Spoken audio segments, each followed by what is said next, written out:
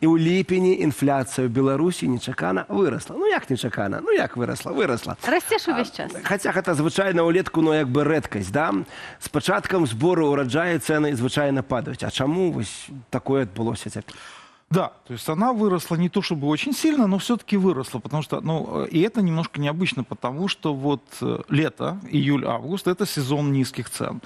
То есть снижаются цены на сезонные овощи, они тоже снижались и у нас вот в июле. Но проблема в том, что в Беларуси же у нас есть ценовое регулирование, да, и вот этот ценовой, вот этот потолок, как его называют экономисты, вот этот ценовой потолок, он висит, и он как бы, чтобы он не обвалился совсем на голову, надо его немножко, ну, как бы, ну, снижать чуть-чуть хотя бы, да.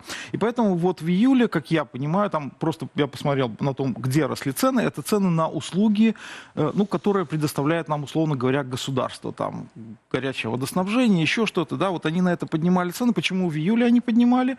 Ну, потому что это будет не так заметно, да, на общем фоне. Ну, то есть у вас, с одной стороны, цены, сезонные овощи снижаются, а вот на это можно чуть-чуть, как бы, цены поднять, и получается, что инфляция общая не растет так сильно. То есть, ну, поднять ее там, я не знаю, в сентябре или октябре, да, и вы получите сразу всплеск большой инфляции.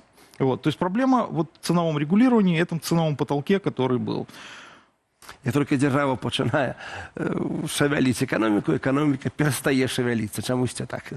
Ну да, вот как бы они думают, что, ну, у нас же в стране не до законов, да, и они думают, что им не до законов экономики тоже. Но экономика, она такая вот беспощадная, она свое все равно возьмет в конце концов, и она свое берет.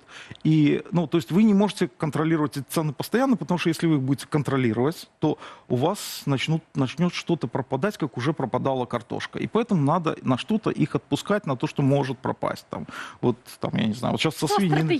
Что стратегічно? Бо зараз білоруси хапаються за свої кишені. Що стратегічно зараз може подорожити, а що стратегічно може підтанніти у нашій економіці, яку руками ручками Я бы сказал, что может подорожать, ну, она уже дорожает, но может подорожать. Это вот все, что всякие колбаски, мяско, ну, свинина в особенности, да, там, я не знаю, полиндвички, там, вот это все. Почему? Потому что у нас есть проблема, у нас, ну, Беларусь стала самым крупным импортером свинины в России. То есть мы больше всех покупаем в России свинины. Было наоборот еще несколько... Свинину в России купляют. У нас нема своих свинок. Вот, да, это хорошая тема, потому что... Тобок пропала не только бульба, еще и свинки. Это забавная тема, потому что, да, у нас не хватает свинок, потому что белорусские свинки вымирают. Это такое прям массовое вымирание сейчас белорусских свиней. Там за прошлый год по 300 тысяч, на 300 тысяч, по-моему, почти на 300 тысяч сократилось поголовье свиней. Там Лукашенко же не зря, вот он же всем грозит, что вот там у нас вот этот падеж скота, он же не зря им так обеспокоен, потому что там реально массовое вымирание. А почему происходит это массовое вымирание? Потому что, ну, то есть, как бы, ну, простая причина – это африканская чума свиней, которая как пришла в 2013 году, да, так она никуда не ушла. Ну, у всех же есть африканская чума свиней. Там в Польше она тоже есть, как бы, ну, она во всем регионе. А в России так само? И в России то же самое, да. Но там так не вымирают. А почему они там так не вымирают? А потому что в Беларуси сделали ставку. Лукашенко, как бы, считает, что вот крупнотоварное производство, оно вот, ну, лучше всего. Поэтому в Беларуси строят эти гигантские свинокомплексы, там на десятки тысяч голов. И коли помирает, то весь свинарник. Очевидно. Так? То есть, если у вас там пришло на ферму болезнь, да, там, ну, вымерло на ферме, там, не знаю, сколько у вас там было, 50 свиней, 100 свиней, ну, фермеру плохо, да, может, он получит компенсацию какую-то от государства, может, нет, разорится. Но если у вас пришло там, где у вас 100 тысяч голов, то они же все и вымрут. Ну, вот, поэтому, да, свининка, мяско, что-то такое. Я вот як вясковы чалавек зноў-таки скажу, что по своей вёсцы заўважыў. Перастали люди трымаць і свінак, і кароў, і ўжо і людзей тых мала застаецца. Мне здаецца, гэта таксама прычына, што людзі, па-першае, вёскі выміраюць, перасяляюцца людзі і перастаюць людзі падсобную гаспадарку трымаць. Як бы. Ну, я бы сказал, что вот надо еще вспомнить такую историю. Вот когда у нас началась эта чума свиней, ведь что тогда делали власти? Они же тогда вырезали свиней на частных подворьях. Тогда была такая песня, я не помню, чья это была песня, но в ней был рефрен «Попалили у всех свиней». Вот. И тогда они это все уничтожили, вот это вот частное свиноводство, можно сказать. Ну и вот, собственно, получили то, что получили. Мы абмеркавалі свінак, давайте абмяркуем садавіну і гародніну. Цэны на яе таксама выраслі ў параўнанні з мінулым годам ажно на 15%. Ну, рэальна гэта шмат. У чым асноўныя прычыны? Гэта агульная інфляцыя ці што здарылася, чаму ажно так нашы рэчы, які, в прынцыпе, растуць ў Беларусі, іх не трэба прывозіць, там не трэба в абыход санкцый, іх там прывозіць таксама. Ну, тут две причины. Первая причина – это, конечно, не урожай и вообще плохая погода, потому что мы все видели, какая была в этом году погода. Да, там, и обмерковали сегодня в раніцу. Да, что не замерзло, то з іншого боку, такі урожай і непогода і у Польщі, але тут вот бульба не зводится. А другая причина – это, конечно, разница в ценах с Россией, потому что в России цены не регулируются, и поэтому, соответственно, продавать, ну, как с картошкой, да, там, ну, зачем вы будете продавать ее в Беларуси, где вам ее нельзя продавать за сколько вы хотите, лучше повезем в Россию и продадим там, ну, за сколько ты хочешь, да. То есть, ну, как бы вот две основные причины. При гэтым у России у ліпені цены наадварот зніжаліся. І вось быццам бы звязаны дзве эканомікі, як уплывае расійская эканоміка на беларускую в ценовом плане? Да, ну, вот смотрите, мы получаем, ну, во-первых, это плохой пример для белорусских цен, да. Ну, в смысле, я говорю так, условно, плохой пример, в смысле, просто вы не можете держать цены слишком низкие, если в России они значительно выше, потому что у вас, как картошка, все начнет перетекать в Россию, да, поэтому нужно повышать цены. Это, с одной стороны, плохой пример. Второе, это такое прямое влияние, это когда мы же получаем очень много импорта из России, да, и если в России растут цены, и даже вот западный импорт, который там к нам приходит, он сейчас же тоже идет из России.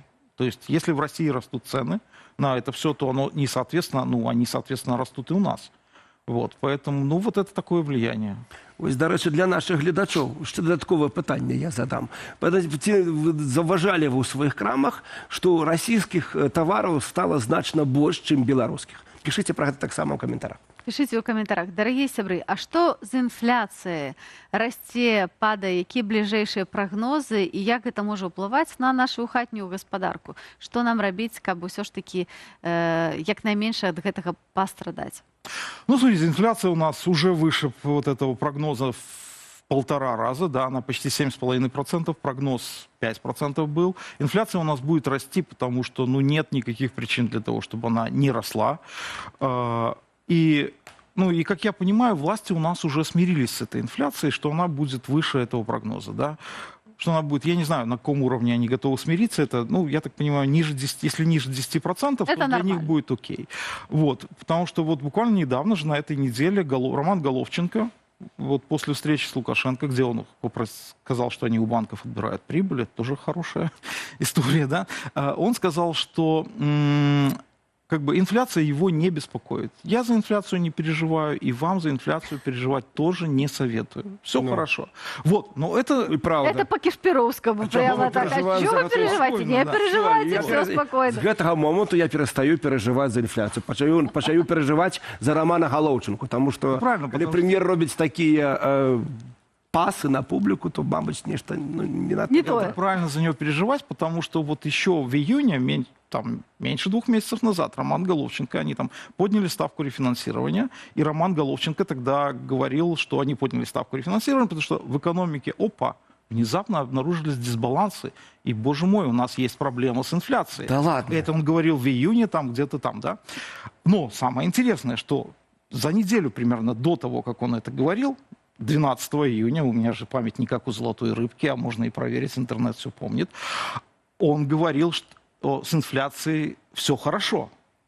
То есть вот ну, а теперь вот 12 июня он говорил, что с инфляцией все хорошо. Причем говорил примерно теми же словами, что и сейчас. Потом не прошло и 2 недель, он сказал, что с инфляцией, все как-то не очень хорошо, ну как-то вот так.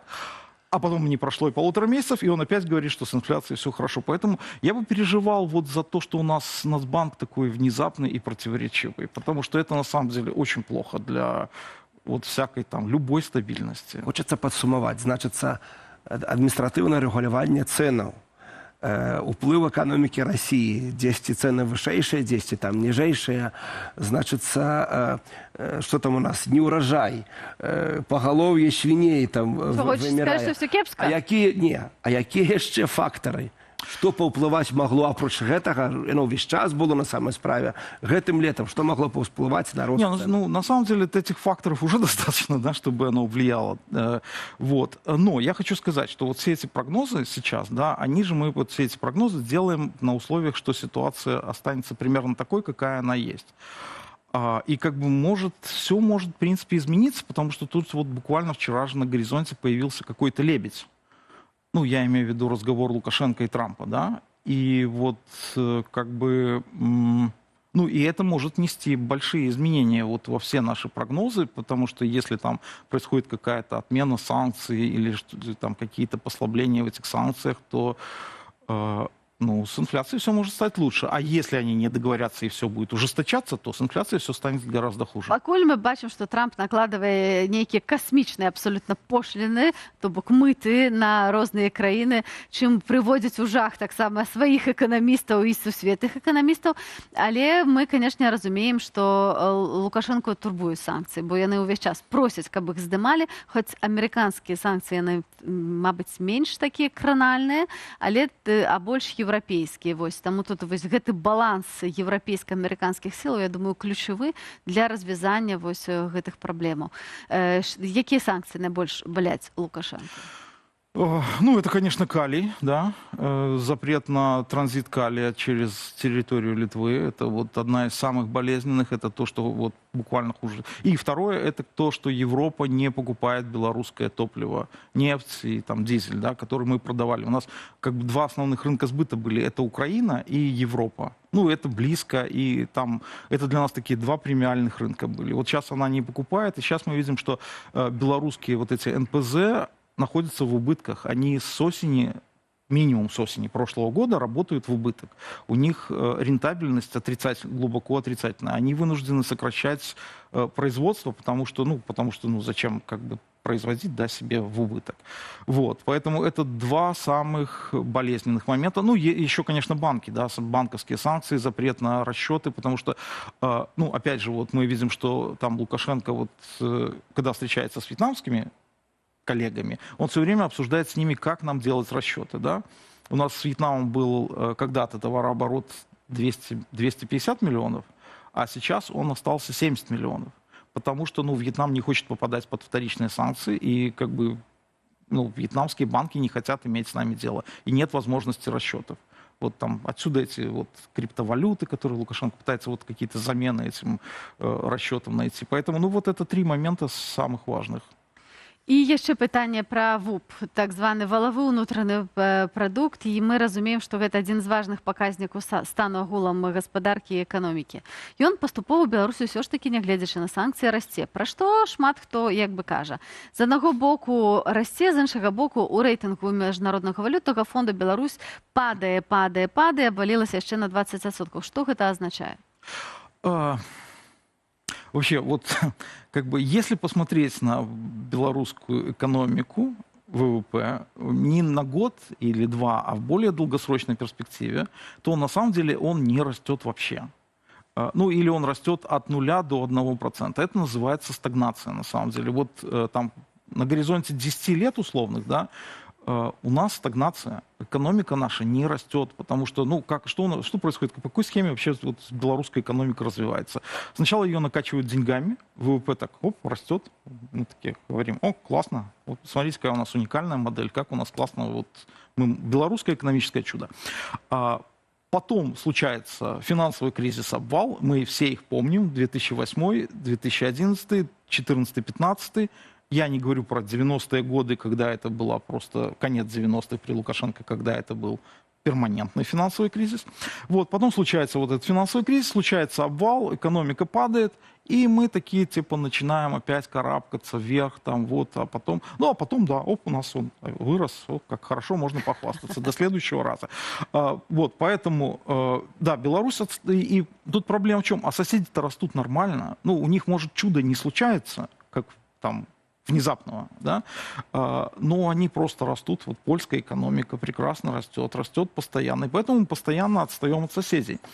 Там, да, вот в этом отчете МВФ, да, у нас, по-моему, на ВВП на душу населения сейчас $7,5 тысяч, а в Польше $26 тысяч.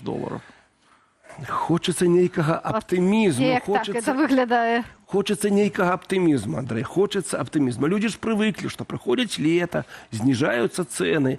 Ці вернемся мы вот до такого, вот, ці доживем. Є щось добре, чим ми можемо порадувати наших глядачів? Так, ну смотрите, ну, во-первых, в августе это большой такой тест. В августе, возможно, у нас все-таки будут цены снизятся, ну, потому что август это вот прям, ну, совсем такой сезон низких цен. У нас почти Так всегда уже было. 16-го. У нас всегда была такая низкая инфляция. Вот. Ну, я не думаю, что с ценами у нас... Ну, то есть к 5% цены у нас не вернутся. 10% это хороший сценарий. Ну, Это рост 10%. до 10% роста. В месяц. Не-не-не, в год, да. 10% это хороший такой сценарий, это если не будет обвала.